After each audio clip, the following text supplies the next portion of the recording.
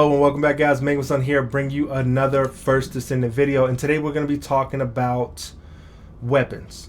So what specifically in this weapon category we're going to be talking about? We're going to be talking about weak point damage, right? So that's going to come up later in the video, but go over a few quality of life things right here. I don't know if you know this, but you can change the display style of your weapons outlooks. If you click the bottom buttons below, you can filter all as junk down there if you so incline, and you can also view the real damage of your weapon based off of the modules that you have equipped versus that weapon's overall DPS that it puts out.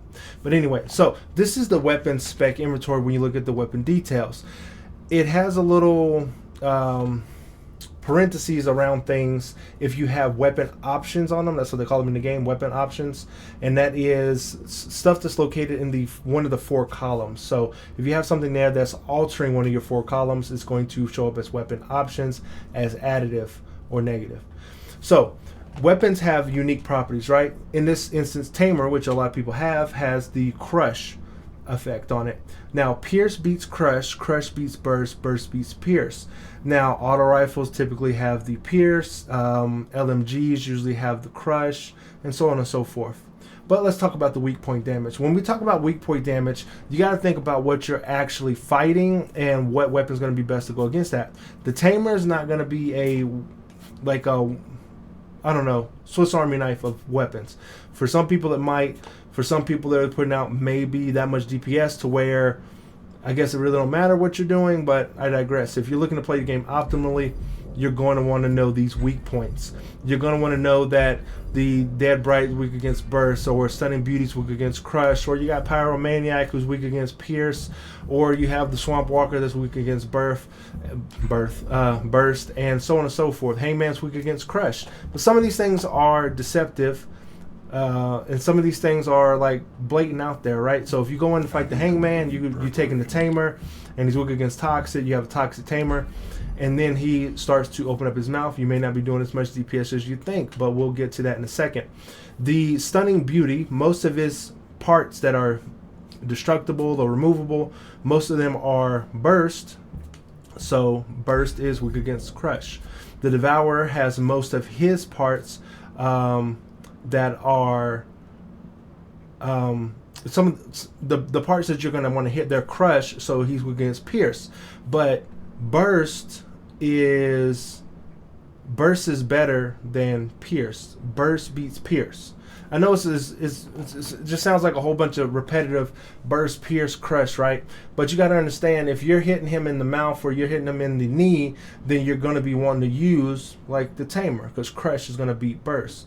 But if you're using an auto rifle to shoot him in the knee or shoot him in the face, with the pierce damage, you're going to be doing half damage to those areas, because those areas are strong against pierce. You see that the weak point that is talking about is weak point type is his core. His core is his weak point, so pierce is going to beat that. The core of the head area of the Hangman is a burst, and it is weak against crush. So, but if you look at, let's say, the shoulder area of the Hangman, it's a pierce type, and pierce is strong against crush. Pierce beats crush, crush beats burst, burst beats pierce, right? So when the Hangman opens up his mouth, it's a pierce type, and it is strong against LMGs. So it's not going to, your LMG is not going to be doing that much damage to him. If you're trying to burst his shoulder, you're not going to be doing that much damage using the LMG. These are the things you have to take into consideration when you are fighting your prey. You know, these are big monsters like monster hunters for Monster Underworld, and you have to go in with the right weapon. Saying is, when it comes to the weapons themselves, you have to really focus on if the type of weapon you're going into the fight with is actually going to be beneficial to the group, or is it going to be a detriment to the group. Are you running in there with the same old build thinking that you don't have to change anything? There's multiple weapons in the game for a reason. There are reasons why that this game is a looter shooter, but you can obtain all the weapons in the game but not all weapons are made the same. You have to min-max those weapons. You have to pick the right tool for the right job, if that makes sense. And in order for you to progress in the game, you're going to have to venture outside of your box. You're going to have to venture out into the, I guess, like take off the tamer and pick something else in order to do optimal DPS to help out your team. If you're not able to help out your team in that way by just utilizing the tamer and just changing the elemental status effects on it to fit the situation, if you go in there with a tamer and you are fighting the hangman, that's cool, but if you're not swapping off to a weapon that can actually do some decent DPS to his cannon that comes out of his mouth, then you're hurting the whole team, because there's someone running with the cube, everyone else trying to do damage on this thing, and you're just shooting with the tamer doing half the damage because his pierce is strong against the tamer. You're doing half the damage. You're not doing the same damage that you were doing before. Can you make up for it by overstatting your tamer? Probably. But who's doing that?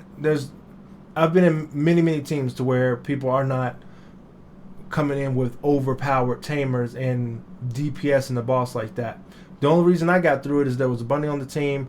She used her electrical shock beam that shot him in the face and blew his mouth open, and we beat him in I don't know, record time, like fast. It was like really fast. But I digress.